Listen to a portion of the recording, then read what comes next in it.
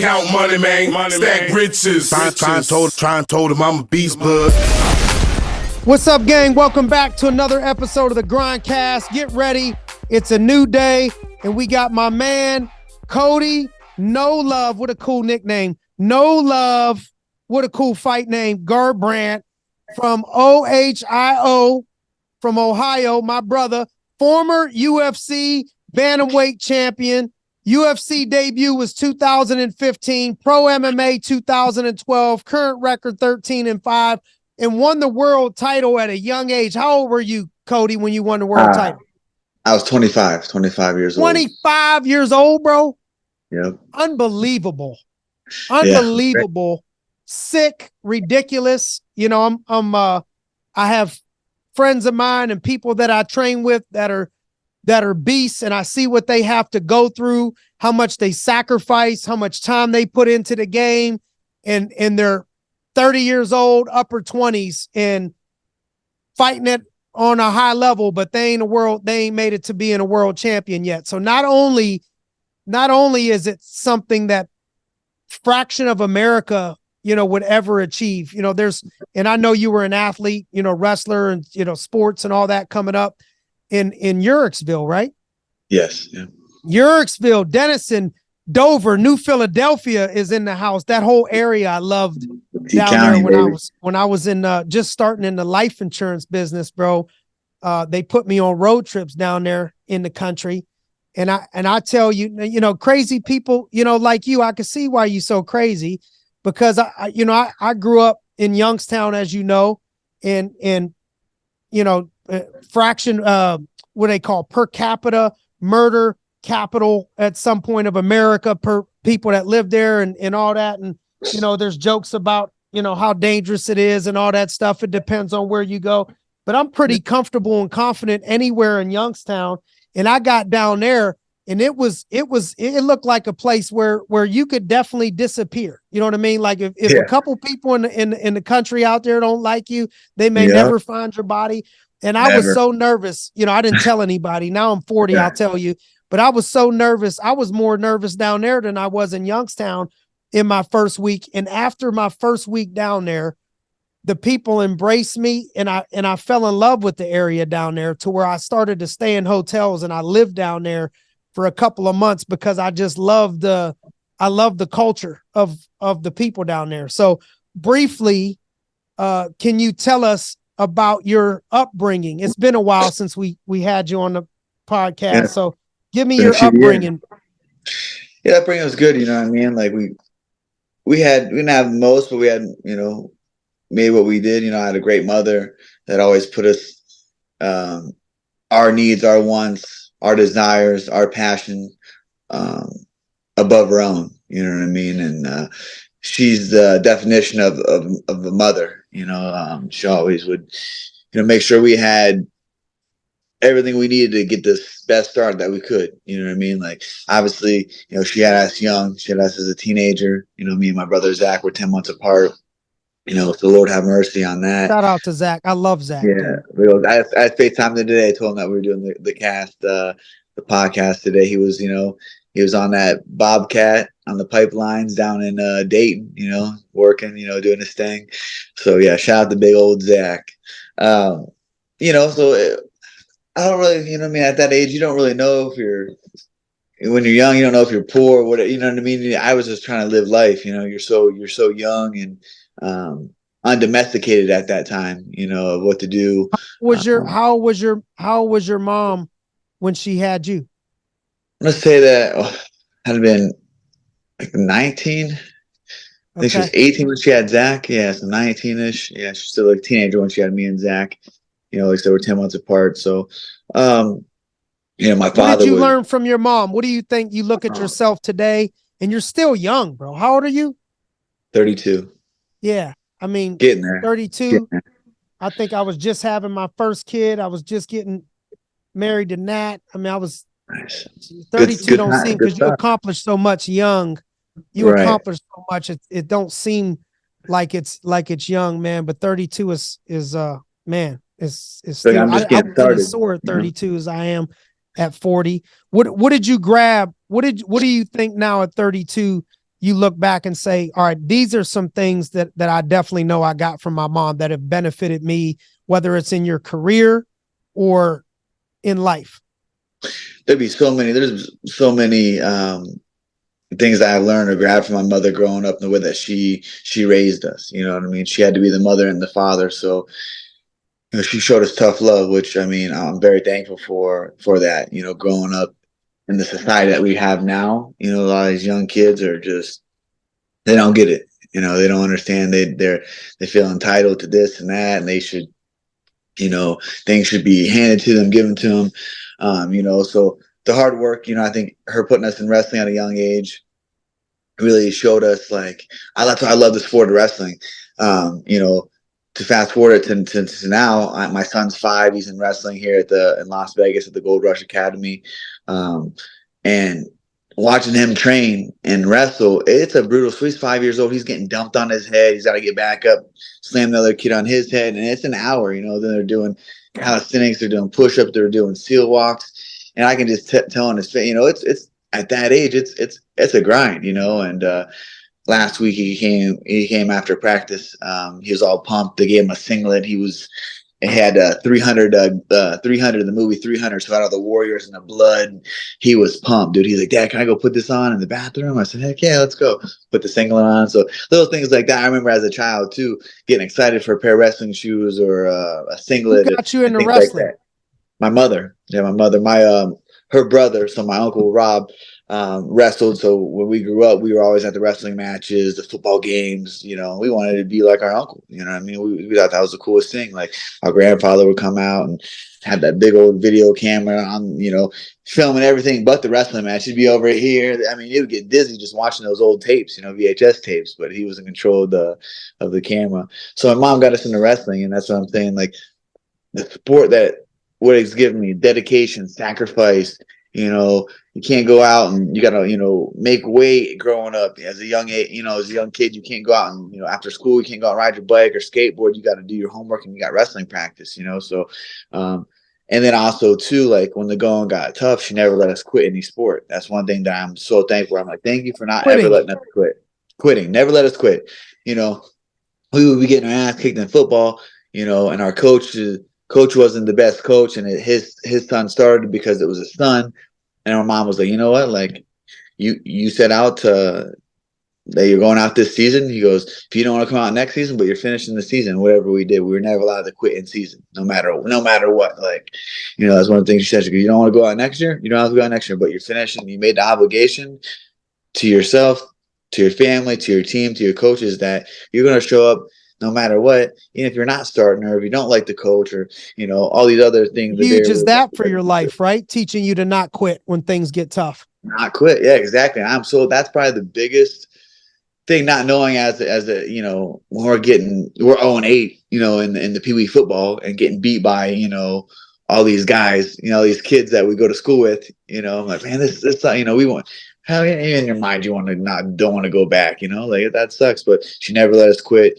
And I don't think that we had that in us. You know, me and Zach were pretty gritty dudes that we grew up, and we were competitive. We were very competitive. So we wanted to, all right, this week's a new week to, you know, to win the game, or, you know, to win this wrestling tournament, or, you know, things like that. So I would say the never quit, never letting us quit. Because, you know, a lot of kids grow up and they will quit sports. For kids, that the wrestling is brutal and tough, man. And I could just tell you, you know, I'm still on the mats, and I'm not saying I'm a pro fighter, you know, like you, but I'm pushing it more than most people in my situation. And I go to wrestling practice, and what Isaac will say is, he says the hardest thing is to get the folks that are in MMA to want to come to wrestling. They don't even want to come to wrestling because wrestling practice is so damn hard and so bad. They'd rather do anything else, all that other stuff, than wrestle, because it's nonstop, you know. Nonstop. So I think it's tough for kids or adults. It's just, wrestling is a grind. And I had to humble myself and admit, and I'm a football lover. I grew up playing football. I didn't start grappling to my late 20s. And man, I thought football was tough and bred a tough person. And it does. It does, for sure. I think wrestling definitely trumps what gets built inside of somebody that wrestles long enough trumps even in football. That's how tough that sport is. And then the non-quitting thing, I think is that it's funny because, you know, we got a lot of similarities. You know, my mom had me at 19, you know, similar situation. And my mom had the same rule, no quitting. It's crazy. Same stuff. If I wasn't allowed to quit a sport, same thing you said. If I didn't have to play the following year if I didn't want to play, but if I started that season, it was a wrap. There was no not quitting. And I've tried to bring that into the business because I think that stops so many people, even in business, from having the success that they should have, because in their first year, in their first 3 months, you know, I watch people with talent sometimes give up, and it's not for everybody, but I watch people that could make it, that should make it, tap out in the first couple months, where I know if if they just made it 12 months, or if they just made it through the season, they would have had a ton more of success. Even myself, when I started, I wanted to quit. And my mother, again, you know, if people listen to my business story journey, and it's about you, not about me, but I'm just giving the conversation with you of what I get from what you're saying, that the listeners could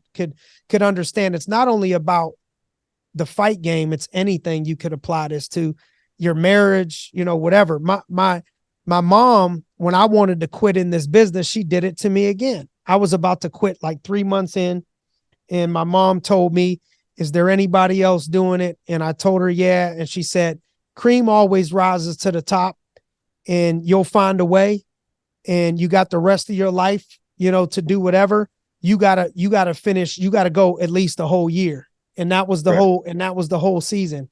And, you know, speaking of season in toughness, so you went from wrestling, and I mean, what a great combo to set you up for a mixed martial arts career. So you go from the wrestling to boxing, and I think you started out your amateur boxing with 32 wins, 32-0. Yeah. What was that like? What would you attribute the success to that people could get value from? That's like, they see 32-0, they see I won a world title at 25. What things made that happen that people don't see? I think it just goes back to never giving up, you know, and just believing in myself when, you know, the cards were stacked against me. I mean, I'm a small town kid from, you know, Yorksville, Ohio. We didn't have training gyms, you know, like we just had, you know, passion and that mindset of almost being psycho to believe that you can do this, you know, when everyone was telling me to do this and don't put your eggs in one basket. I had 2 full rides of wrestling.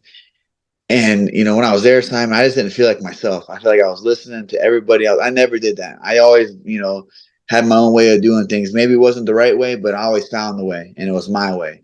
And, you know, I listened to my coaches and my mentors and people that, you know, truly, you know, kept me in line, you know, or kept me like focused and driven. You know, I would listen to them. But at the end of the day, man, like what gets me up and gets me going is, you know, the people that doubt me, you know what I mean? And it's not just to prove the doubters wrong. It's the, you know, if everyone was like, "Oh, you got this, you're doing this, you're amazing, you can do it." Would it be that, you know, as satisfying? And for me, it's not. No, like I had so many people, even my teachers growing up. I mean, I started boxing and wrestling at a very young age, and they would, you know, pull me to the side after class, like, "What are you doing? You're getting all these tattoos, and you're getting, you know, fighting. Like, you think you can, you know, are you going to make good money out of this?" And for me, it was never about money, Simon. I never, you know, I really didn't grasp the concept of money until you actually had money, you You know. got some. Yeah. Until you got some, then you're like, all right, well, okay, now I understand like that. But for me, that was never my driving force.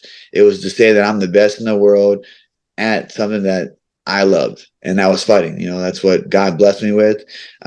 First of all, the dream gave me that dream, you know, and then the courage to chase it. You know, so many people have these dreams and these ambitions, and then they let fear and maybe having a little bit of failure or setbacks stop them from, you know, their dream and chasing it. But for me, I always kept that dream near and dear to my heart. No matter what I was going through, the light at the end of the tunnel was having that UFC belt around my waist, because I knew, what that was going to do. That's something I set out to do, and I look back when I was, on the rise of it. I started my first MMA fight was 2009, and I didn't win the title until, to be a world champion until 2016.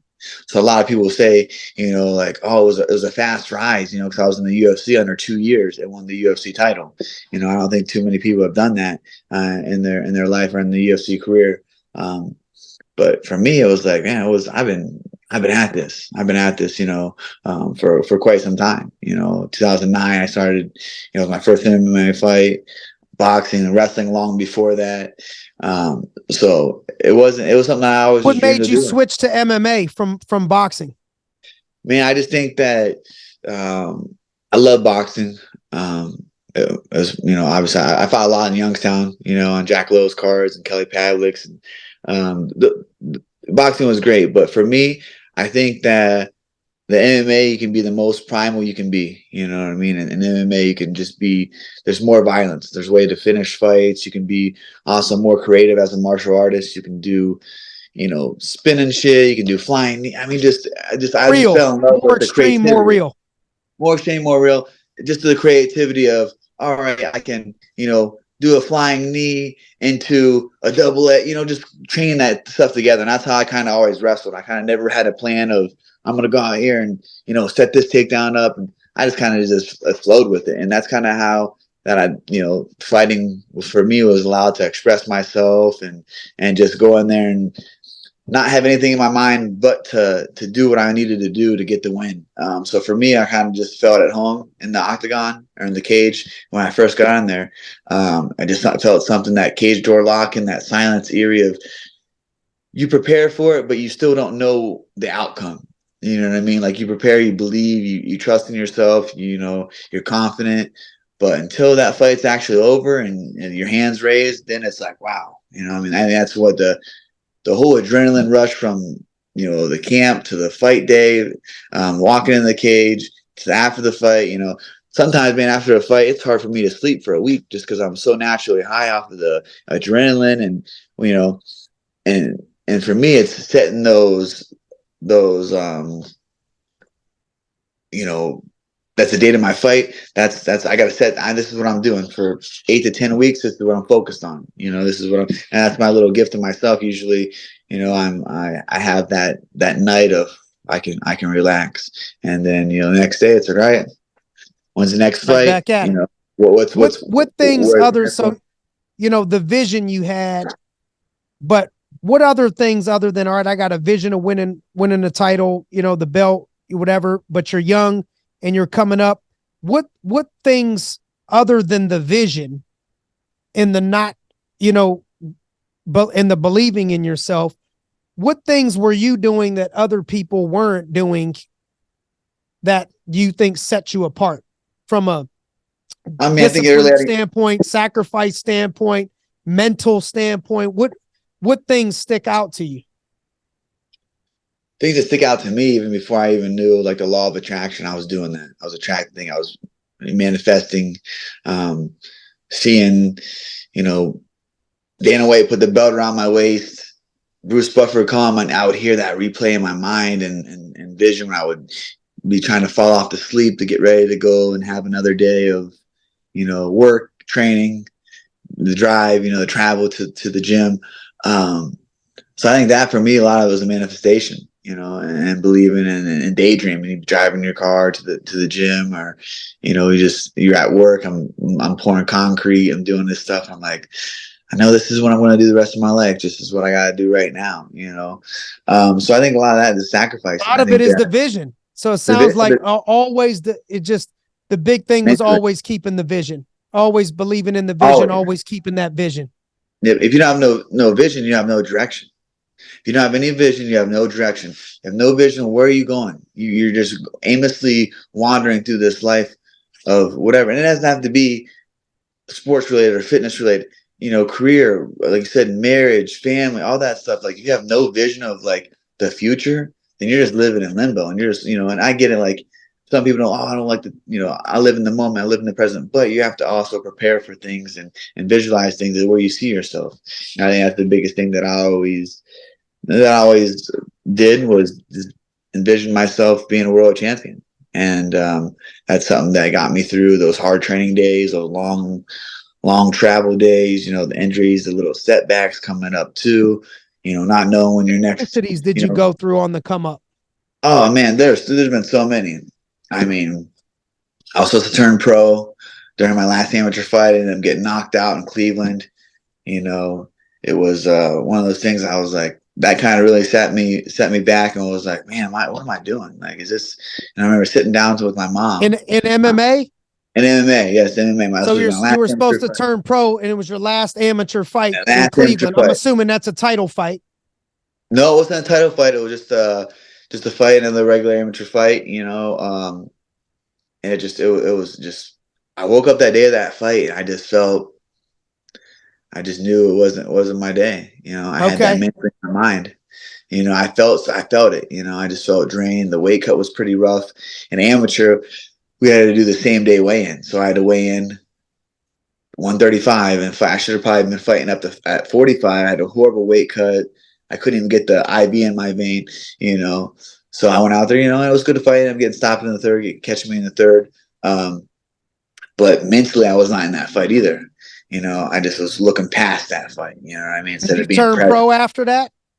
No, I didn't. I remember sitting down with mom, like, what am I going to do? Like, here I am at, how was I? 19 years old, I think. And, we sat down and just had a conversation. And I said, listen, I went and got coal mine certificate. I was going to go to the coal mines, I was just going to settle for a job. And I was like, man, I remember sitting down. I got the call from Console Energy to come and get the, interview to get hired on. And I was just like, man, I don't want to go. It's not what I want to do. I feel like I'm settling just, go get a job, and this isn't my passion. I'm looking, I'm down the line. Am I going to be happy with this decision I'm going to make? So I remember sitting down with my mom at our table, and I said, listen, Mom, this is not what I really want to do. I was still beat up from the loss and kind of figuring out what I was wanting to do.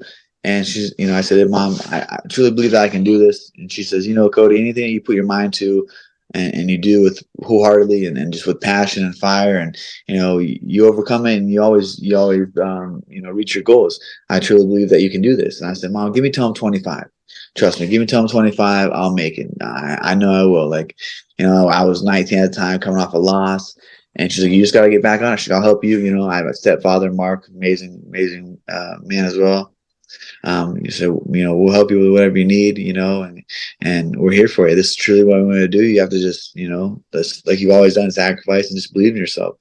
So right there, that was just a little bit of motivation and someone that truly believed in me from, birth. She was my biggest fan, my biggest supporter. So you didn't go pro after that. You took another amateur fight? I took another amateur fight for a title. I went up a weight class at 145. Ended up knocking out Clint Musselman. And then after that, last amateur fight, I went pro. And for what was that? Pinnacle Fighting Championship over in Pittsburgh, baby. So I started my professional career in Pittsburgh. That was awesome. Like the fans over there they're amazing. Again, we had great, had Kama over there, and Mark Cherico, Justin Steve, all those guys, on the card that were training together, chasing this dream. I had my pro debut in 2012 and ended up fighting for $500, ended up breaking my hand in half and having to have surgery the few days later because I figured out it was broken. I went to the Browns Steelers game after my pro debut, and my hand, I couldn't. What you rooting for in the Browns Steelers game? Bro, I wore my Browns jersey over there. Let's go.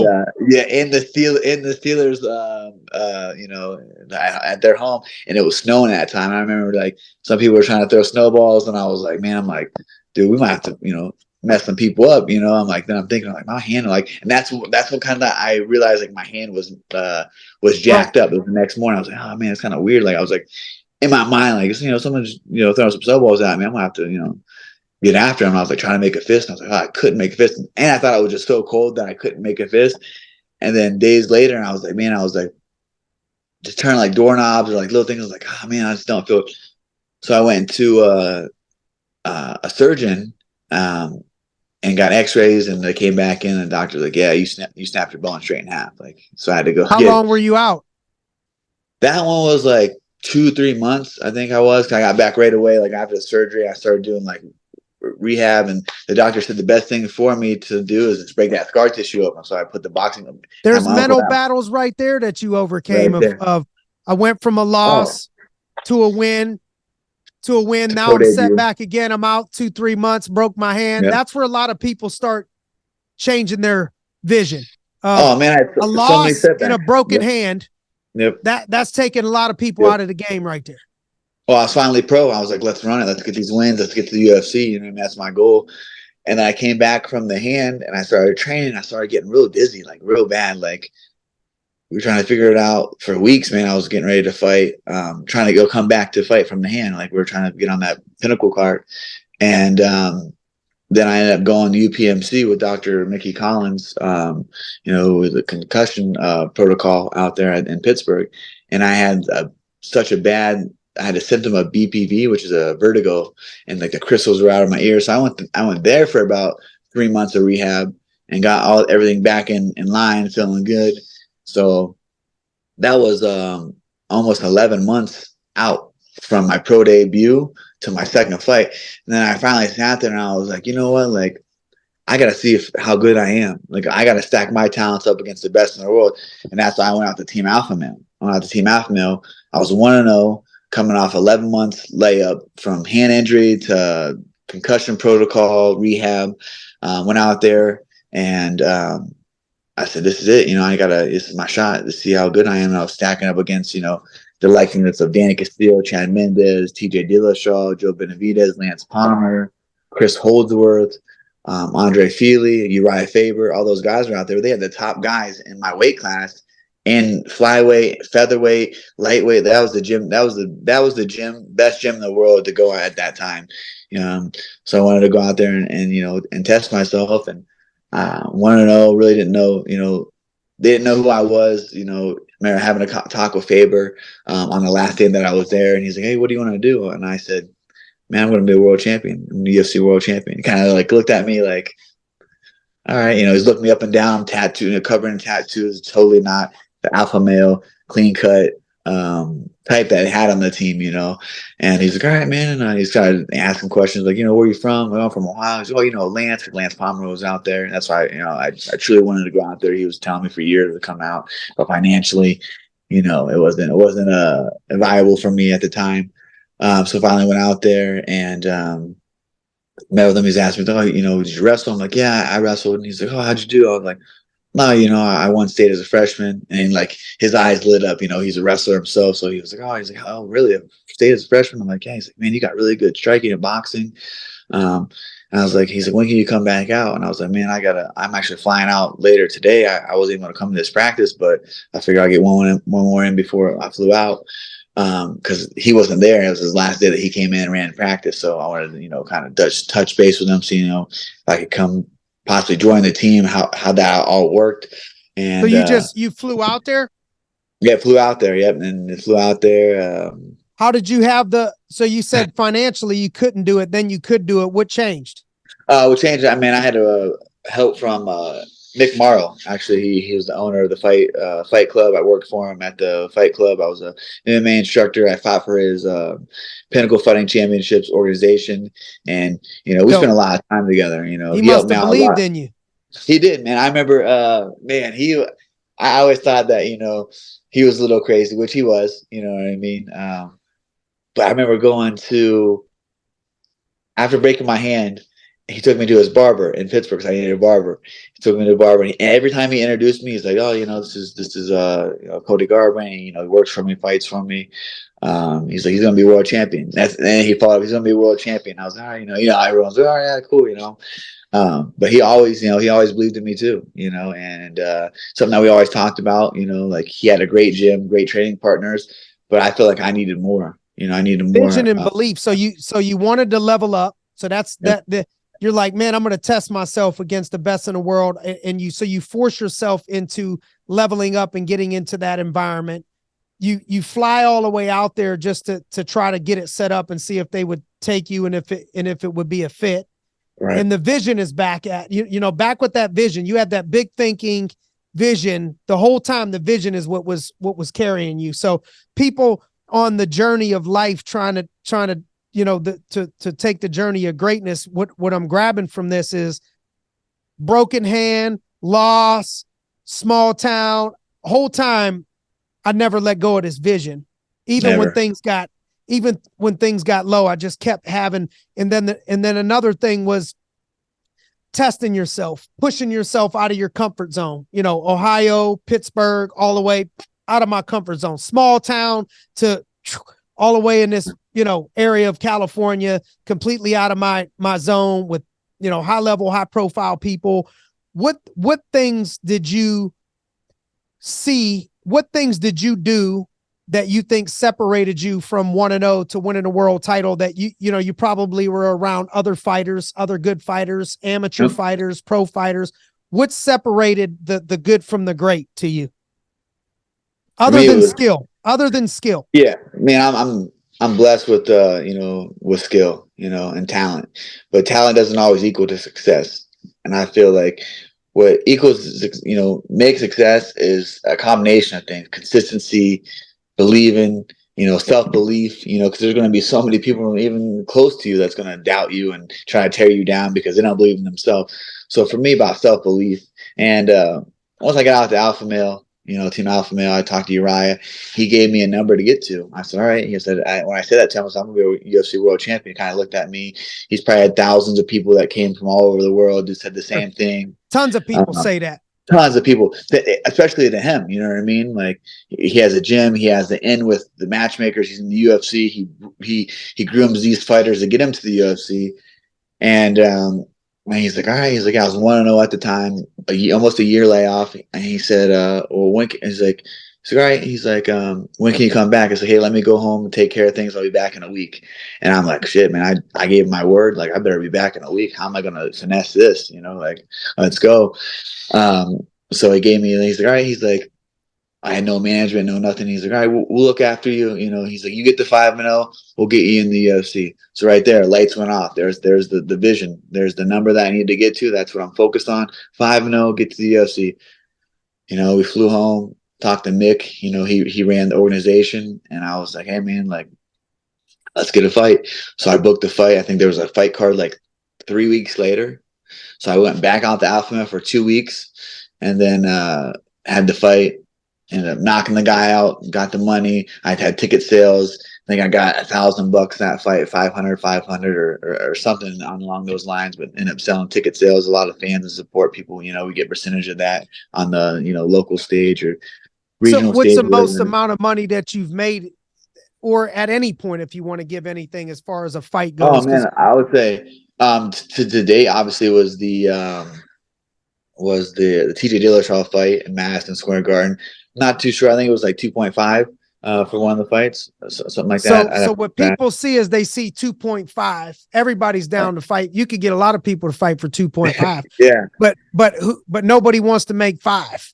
So people see 5. People see 2.5. And here's another parallel to life: is before you make 2.5, it's you got to make 500. You got to make 1,000.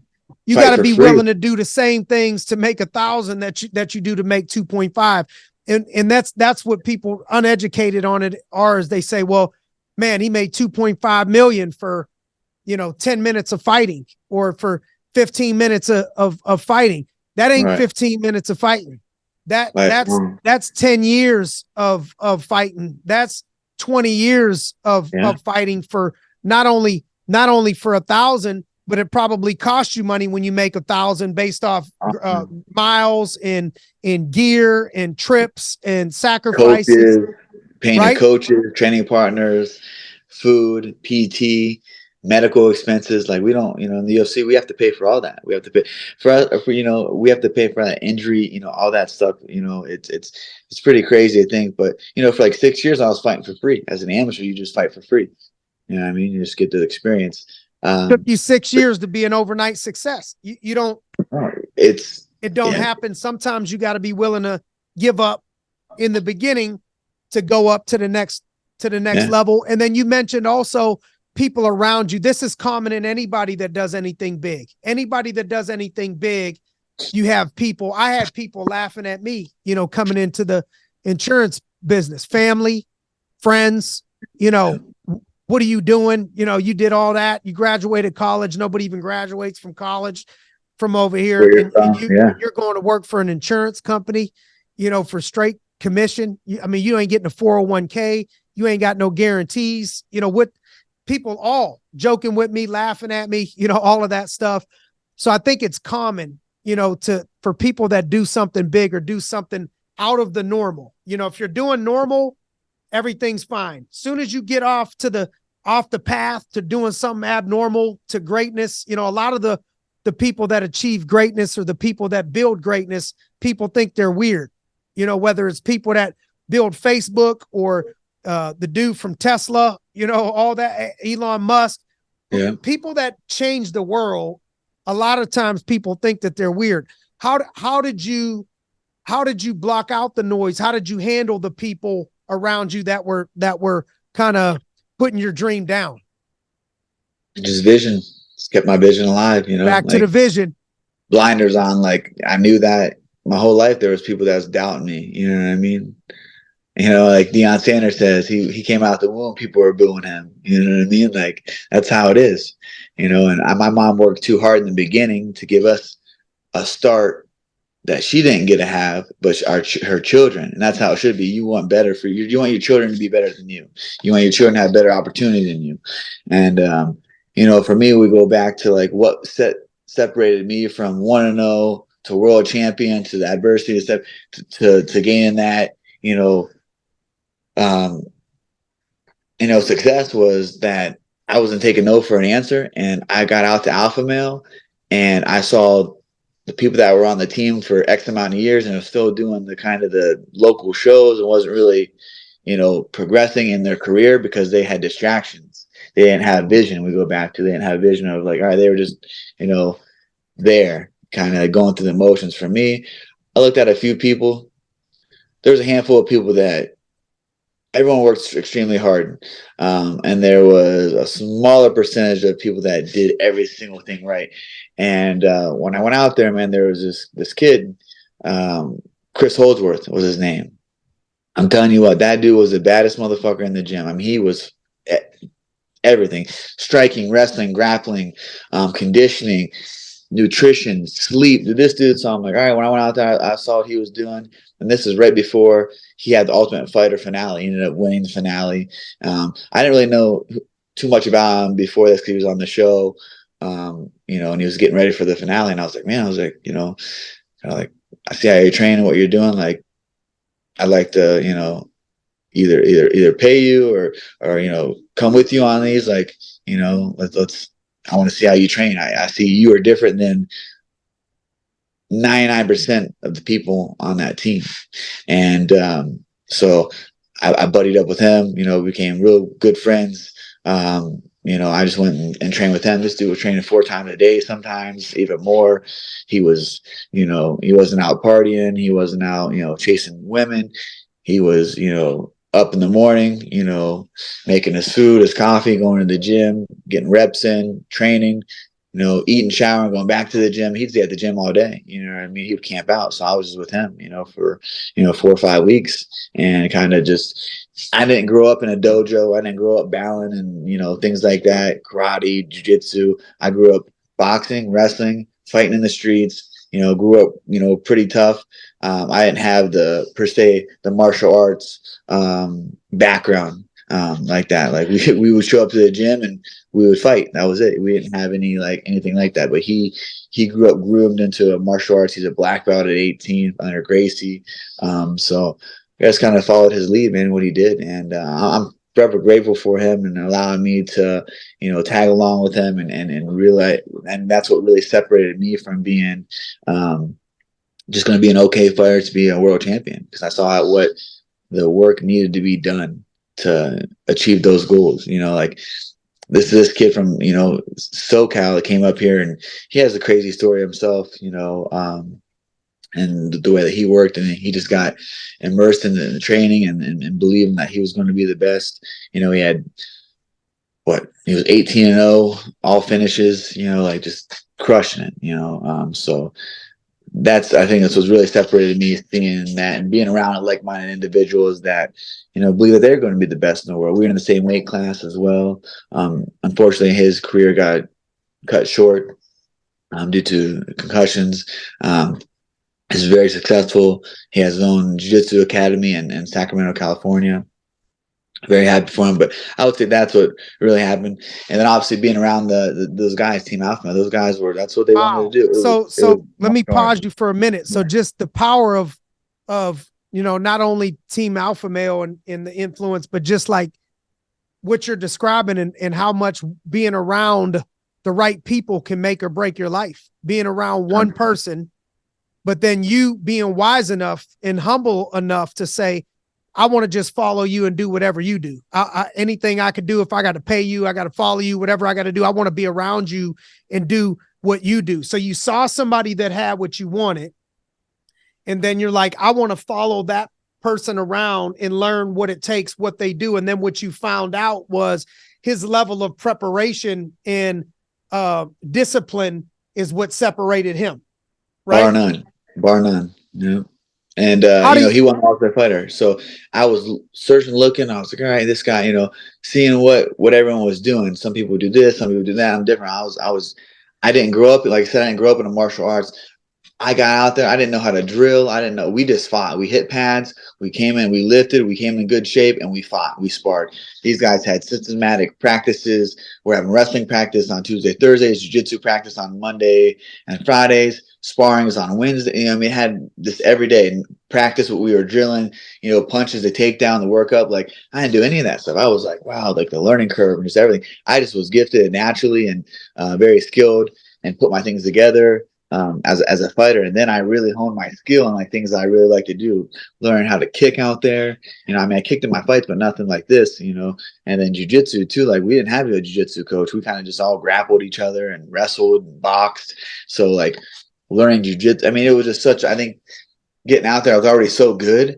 And then I learned how to be a martial artist, as far as training and technique, and also living martial arts lifestyle. Like Uriah Faber would always say, like, it's a martial arts lifestyle. He's like, you have to, want more than the person beside you. You have to sacrifice so much. And him coming from that wrestling background to lifestyle. When you say the lifestyle, what's the lifestyle? Oh, lifestyle. You can't be going out partying. You can't be, you have to sacrifice. You can't go out, people want to go out and snowboard and do all this fun stuff. And, I never snowboard. I never done So there you go. So it sounds extreme of like, oh man, I do all this work. I can't go out and snowboard. I do all this work and I can't enjoy it a little bit. I work this hard. I can't go out every weekend a little bit. I'm working hard Monday through Friday. I can't go out every weekend. That's the thing. Same thing in life and business. Okay, we try to explain to people, young people especially, of, all right, you got this much momentum, you got this, you want to be great. Now the separation from amateur to pro or good to Hall of Famer or good to winning the title it's a lifestyle. This is not a job. This is not a Monday through Friday. This is not a 8-hour day. This is not one practice. It's what you do between practice all week, what you eat, how you sleep, what you do, what you give up. You can't chase women or men, all weekend long. If you're a girl, you can't chase people all week. You can't eat what you want to eat. You can't party all night long, all the time. You got to give up all those things, even though you're young. 23, 24, 22 years old. And I'm sure there's a lot of things in you that wanted to do all those things at that time. Yeah. So that is, I think, critical to success level, and explains a lot about, speaking of which, being so young when you won the world title, you receive a certain level of success at 25 years old that nobody gets. And then how do you handle that? What do you think you did to handle that well? And what do you think that you did that you look back and I say, oh shit, I could have done this better? What do you think that would be?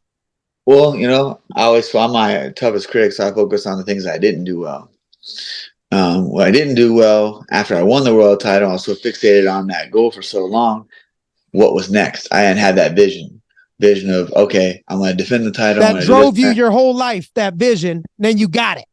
Yep. And I got it. I kind of felt like it wasn't what it was cracked up to be. Like a lot of people around me was like, wow, this is amazing. And the things and opportunities I was able to do. But for me, I just wanted to fight. And I ended up getting injured, tearing the back. I was out another thing almost the whole year, but it was different. It was 100% different. I had book deals, movie deals, all kinds of things that was distractions I didn't want to do. Didn't want to focus, but I couldn't train, I couldn't fight because I was so injured. So I had a whole year off. And I was just focusing on that whole year off was getting healthy, getting better. But I didn't focus on getting healthy, getting better, setting fights, X, Y, and Z. I would just focus on recovery, rehab, and then once I was maybe 60, 70% recovered, they landed me a fight. They booked me a fight with TJ. And that was like, I wasn't prepared mentally for the fight camp, things to happen, in the fight camp. I didn't feel myself, so I said I didn't have that vision of getting in there in the octagon, putting myself in those compromised positions, tough situations. I trained as much as I could, and my body allowed me to with, what was going on with the injury. I just wasn't fully myself. And I wasn't able to visualize, I always plan things out, visualize. I might not have a strategy or a game plan in a fight, but I visualize the fight 1,000 times before I even step in there.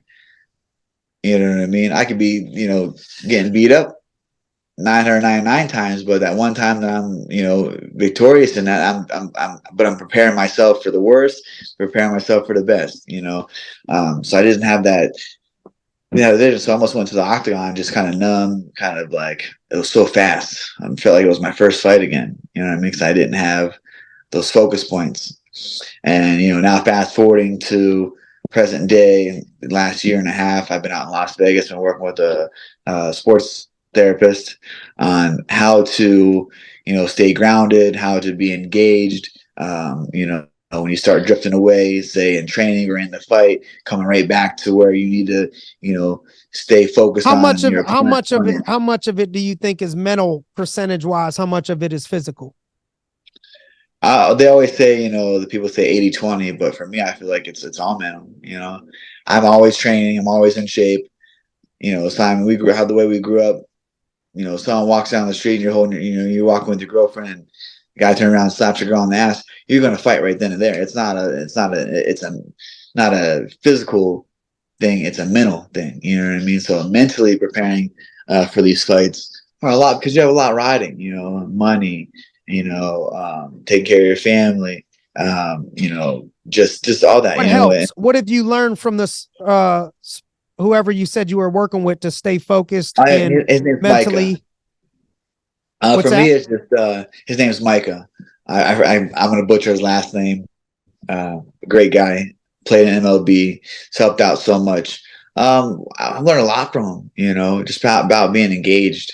For me, like, what do you mean being engaged? Like being engaged. So for me, being engaged, like, just per se, I'm in the fight. I'm like, I'm fighting. My mind starts to wander. Like, all right, what am I going to do after this fight? What's going? It's staying right here. Like, it doesn't matter what's going on after the fight. Staying focused. Staying focused. So like you're right there. Your sensors are like that. And we have this balloon thing where the balloon starts to drift away. It's in the rafters. How quickly can you realize that you lost your balloon? It's up there, and put it back into a place to where you need to be. That's going to keep you engaged in that moment. So just that right there, those mental reps. Being mindful, and also one thing he always tells me is being the word is like peace, giving yourself, you know, having peace with it all, you know, having fun, and, you know, Any tips non-judgmental. on peace? Any tips on having fun and peace with all the pressure?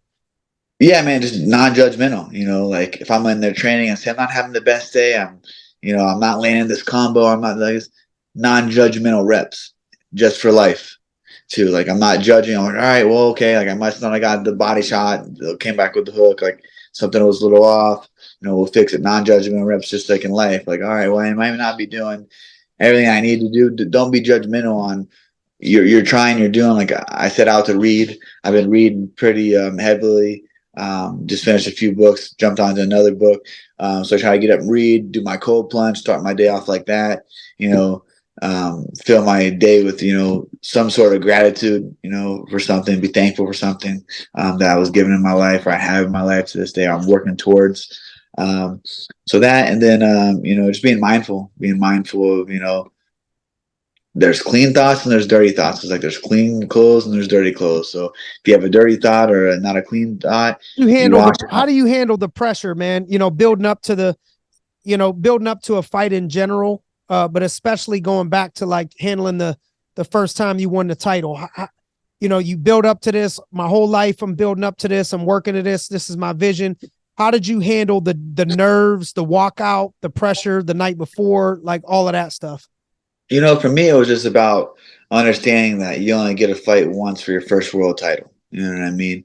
And just sitting back. Sometimes when I started going real fast, I was doing these interviews and I was pushing the pay-per-view. It was me and Cruz that was, you know, that sold that pay-per-view because Ronda and Amanda Nunes didn't do any media, didn't do anything. So we were pushing. I had to do, man, I have to show you this picture. I sent it posted on my story a couple months ago. I forget, a reporter sent it to me and said, hey, it's crazy, you know, this is 2016 and the pop that you got at the media day.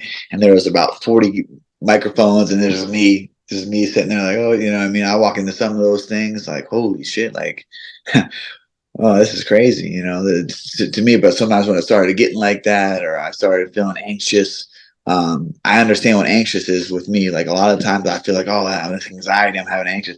It's excitement. That's excitement. But we're always told that those feelings are anxiety. You know, we want to push, you know, depressant pills or some kind of pill or some kind of medicine you need because that's anxiety that you're having. That's excitement, you know, for me. And distinguishing anxiety and excitement for me was a lot. I was like, man, I'm having anxiety, my heart's racing, this, that. No, it's excitement. It's excitement for, you know, before a fight, like I'm having this heart pounding. I'm like, you know, getting all stoked out. Like I would think a lot of times that was anxiety, but it was excitement for what I'm about Are to you go do trying to inside get that. yourself fired up or calm down before a fight? Honestly, man, I'm very calm, you know, until it gets into the cage, you know, and that's when it kind of all that's So staying fever. calm. So Yeah, working staying at calm. staying calm. Working and just staying calm. Um, you know, I mean, I'm pretty wear my heart on my sleeve type of person. So yeah, So for what me, have it's just you done to be able to keep yourself calm? Any tricks and tips? for me, I usually do a lot of like box breathing, breath work. You know, things that I have also I have like little dot stickers that I go and I place all over my house, my car, things that I see, and those are focus points. You know, like all right, like I'm going out the door, getting into my car, I see the red dot on the wall. My son always says it too, like make sure you look at the red dot, and I tell him like his red dot is, you know, being, you know, nice to everybody in his class, doing his homework, being polite to, you know, being kind, you know, things like that. So that's, look at your focus point, what you focus on today, what you're doing, you know what I mean? And so my focus point is, all right, I'm going to go look at this focus point. It reminds you like, all right, what are you setting out to do today? Today's Monday. So I got, you know, strength and conditioning, then I got PT, then I go pick my son up, give him something to eat, then we go to wrestling, then I got to go back to the gym. So it reminded me to, you know, um, have gratitude in a day as busy it is and as packed as it is. You know, just little focus points to remind you of, you know, what you need to do, what you're setting out to do. How you doing spiritually? You still on the spiritual journey? Always. Yeah, man, I have a really great pastor out here, Hayden Ratner, Walk Church. So we go there. My son loves going. You know, they got a nice little youth ministry there. So yeah, man, it's good. I've always, you know, devote myself to the Lord and you know, some some type of way, a little bit of my day, you know, always in my mind. So yeah, spiritually, I feel good. You know, I feel honestly life's good. Looking to book a fight real soon. So I just got some opponents texted to me yesterday. So hopefully the next few days we'll have the opponent and then we'll find You the think date. by the So end of the year? You think you got oh something yeah, by the so end of the year? I want to fight. December is what I spoke to Shelby about. Sean Shelby is the matchmaker. You know, talk to my manager, my team. So yeah, December would be great. We'll see though. There's a few cards in Vegas that'd be awesome to fight on here back in Vegas. So that's what we're looking forward to. Beautiful. You know, I think looking at the inside of you, you know, a little bit, your boy, that Maddox Maple is now a senior in high school. Your relationship with him, I think, has been inspiring, you know, to people. How did you initially meet that young man and make that, you know, that bond? Yeah, actually, it was from Zach. I was living in Cleveland at the time, but my brother Zach, like, you know, he was diagnosed with leukemia, 5 years old, and Zach's like, "Hey, man, you're fighting. You should have like do like a benefit for one of your fights, make some T-shirts, you know, for him, or wear his T-shirt out because he had this Mad About Maddox T-shirt, you know, and you know, reach out to Mick, which is Maddox's father, on Facebook, and said, "Hey, I would like to, you know, do this for you guys." You know, get a town, you know, Yorksville, Denison's real small knit community. So I like to, you know, kind of get the town involved. Doesn't have to fight alone. I like to meet you guys. And, you know, Mick was, you know, very welcoming. He said, you know, we're in the hospital once we get released. You know, we'd love to have you over to meet and kind of hear Maddox's story. You know, once he was released and was able to, you know, have visitors at his house, they messaged me back and invited me over. And, you know, went over there and just met Maddox. And I see this kid that's 5 years old, just, you know, didn't say much, you know. I think he was really freaked out. Not really freaked out, but just staring at my tattoos. Never saw someone probably so heavily tattooed. Um, you know, and just to see the look of life and fight that he had inside of him, you know, really wanted me to, you know,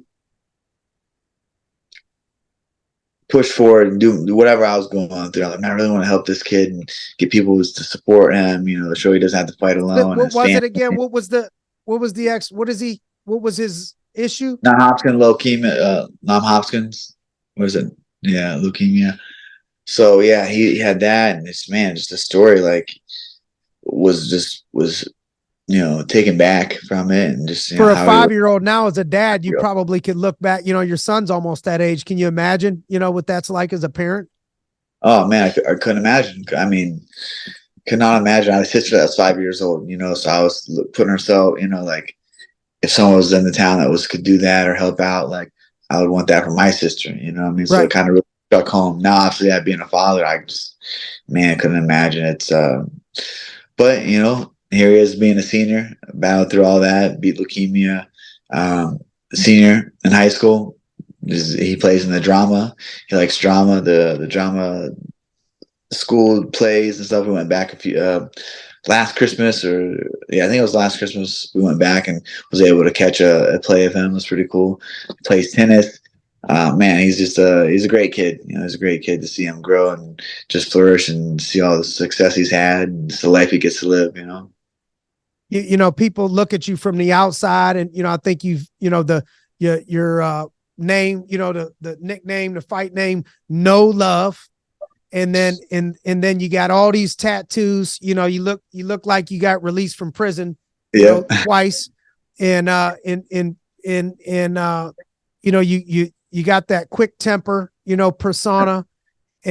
But I think aside that, people that don't know you, you know, may not understand is even though the shirt says no love, that you got so much love in your heart, man. You got such a good heart. You know, I remember you coming here and you know, we all wore the shirts for one of the guys' dad that died, you know, a couple years back. And then you know, taking time out of your schedule, you know, and I know what it's like not to even, you know, I don't know what it's like to win a world title, but I know what it's like to be home for only a week and everybody pulling me in a million directions and everybody wants me to do something. And I haven't even won a world title. You know, I'm a local known face, you know, not a international, you know, known face. And so you come home and you got, I'm sure a bunch of things you need to do, and you take time out to drive to Youngstown, Ohio to spend time with our kids in the youth program, with Inspiring Minds. And, I've gotten a chance to see your heart, so much, man. And what people maybe don't know about you, if you're looking for somebody to root for, as a person, as a fighter, but you want somebody to follow that you could believe in the inside of them. I'm not perfect. You're not perfect. None of us is perfect. No one listening is perfect. None of the people speaking are perfect, but the heart that you have is something that I think people need to know about, man. And I'm super excited for your comeback. And you're so young. You had a couple losses. I love the spirit in you to just keep coming. So you moved a few times between bantamweight, flyweight, divisions. Is there a major shift in your focus between those things other than cutting weight? Man, not really. I mean, I feel like 25 was easier for me to make weight than last time. Just a little bit more cardio, less red meat, more fish. That's the only thing that really changed in the diet. How much cardio? I mean, I was adding 3 extra days of just pure cardio where I would go 45 minutes to an hour at a lower heart rate, just to burn the fat. So I was still rocking them tight spandex with that bike, and that helmet and stuff, or dude, no? I haven't biked since I moved down here. Still got the bike, but I haven't. We used to go hard in Sacramento. It was nice to get the bike trail out here. In Vegas is a little different. I mean, it's not. I got one for me. This is a personal one that I wanted to ask you. And obviously the first thing is you don't be 40, but you talk about training 3-4 times a day and, and all of that stuff. How does somebody train that much and still recover and find their body, keep their body healthy? Oh man, I think that is the toughest part about this career is the recovery. Not overtraining, not undertraining. It's every fight's different because you got a different opponent. He might be a grappler, you have to grapple heavy, or it might be a striker, you might have to spar a little bit more.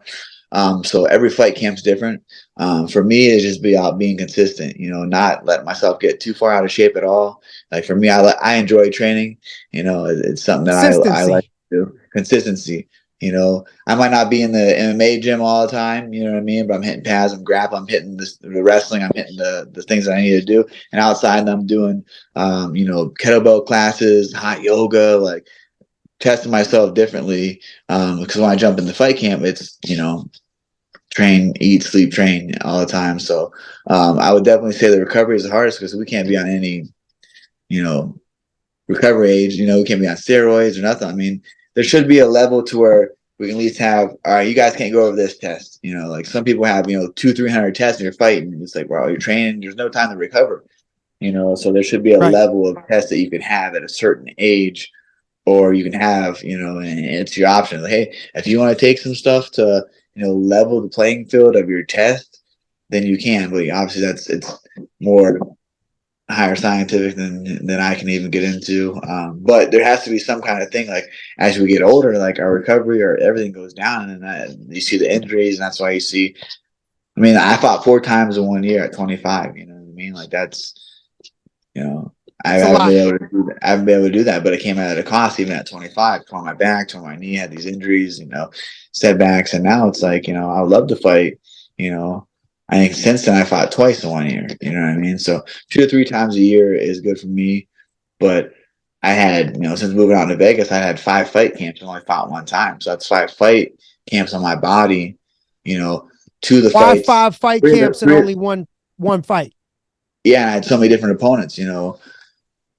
Yaya twice, pulled out. Then I had another replacement, and then Holy Arce ended up tearing his knee in our fight. So I ended up having Jones, and then this last fight I was nonstop. I had to pull out because I tore my back and hip again. So so fight Mario. It sucks. I was just been training basically in fight camp the whole time I'm out here. Adversity and setbacks.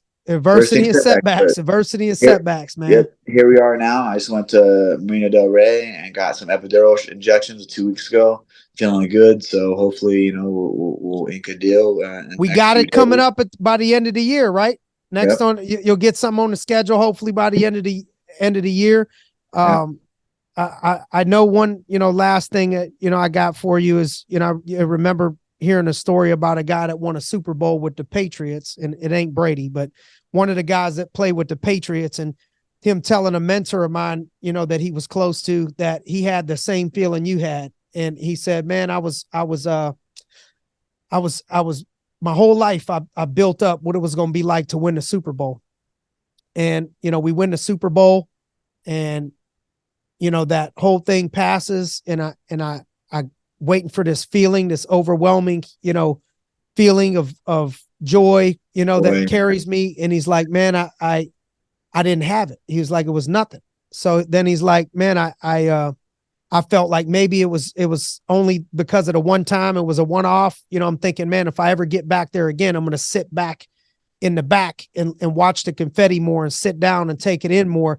So they won again. He said, I did it again. I sat in the back and I watched, the confetti, and I took it all in. Nothing again, twice. So he's like, that's when I learned, and he learned that he had to turn his life over more to the Lord, and that he understood that there was no sense of accomplishment, just himself, that was going to ultimately fulfill him internally, other than having his relationship right, in the fulfillment that comes with his spiritual journey, in his spiritual walk. So this is, I'm not saying that's you. I'm just giving my unsolicited advice to, to anybody listening, that, and maybe this don't relate to some people, maybe some people can need to hear this, but for whoever does need to hear this, I think that is a key thing that I've seen with a lot of super successful people in and out of business, in and out of the cage, is when you build up a moment of something that you shoot for, and then you get it, and then it's gone, feeling like that's going to be the thing that makes you happy,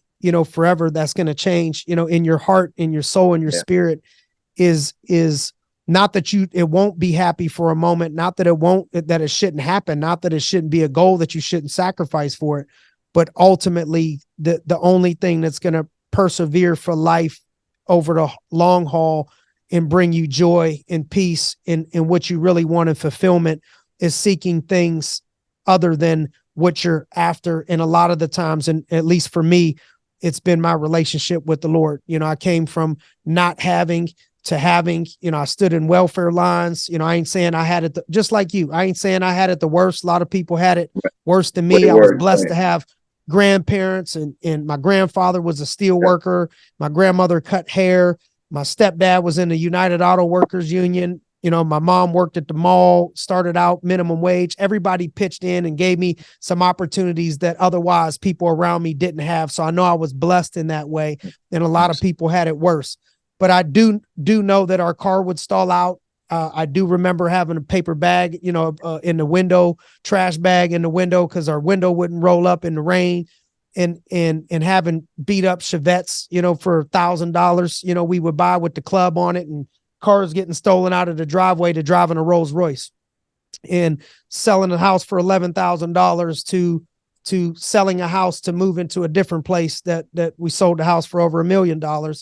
And I could tell you none of that has brought me the joy and the peace in the true fulfillment, like being a father, and like having a relationship with the Lord, trying to impact other people with the influence that I've been given in the platform that I've been given. And, I just want to tell you that I'm proud of you, man. And, I'm grateful that you would take time out of your day and of your schedule, to be on here with us and inspire other people.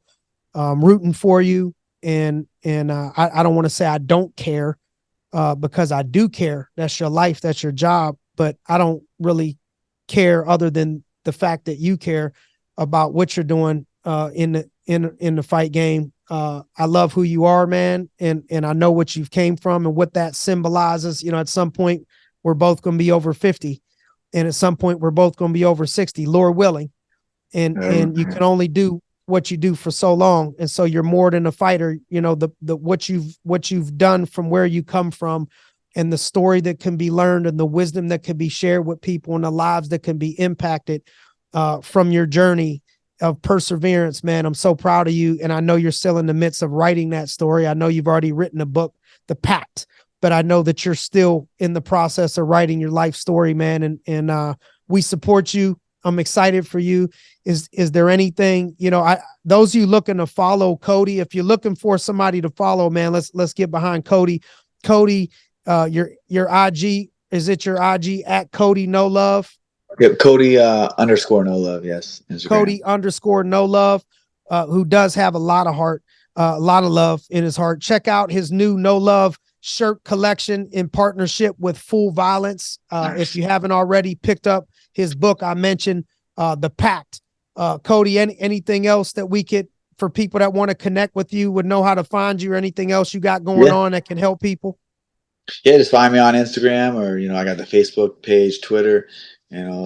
Hopefully they grab something from this podcast. I know I do. I love tuning into the GRINDcast. You've always been a great mentor to me. Always, shoot those random texts about life, and not about career, nothing. It's about some scriptures, and so I really appreciate who you are as a human, how giving you are. You say thanks for taking the time, but thanks for taking the time to have me on after the fight. I'd love to come in and do one in the studio. So that'll be a good one. So Josh is coming to the studio. So, let's do it. I gotta bring my best suit out, though. I can't be looking like a chump beside you and that. I wanna get some time with you to work out or hit the mats too. We got a cold tub getting into the house, sauna, steam room, nice. Right, all of that, go. all of that stuff. So let's get this win, and then let's link up in the next couple months. Keep me posted. Good. Will do, man. Thanks for having me on. Thank you for joining us on another episode of the GRINDcast. Cody No Love, get ready. It's a new day.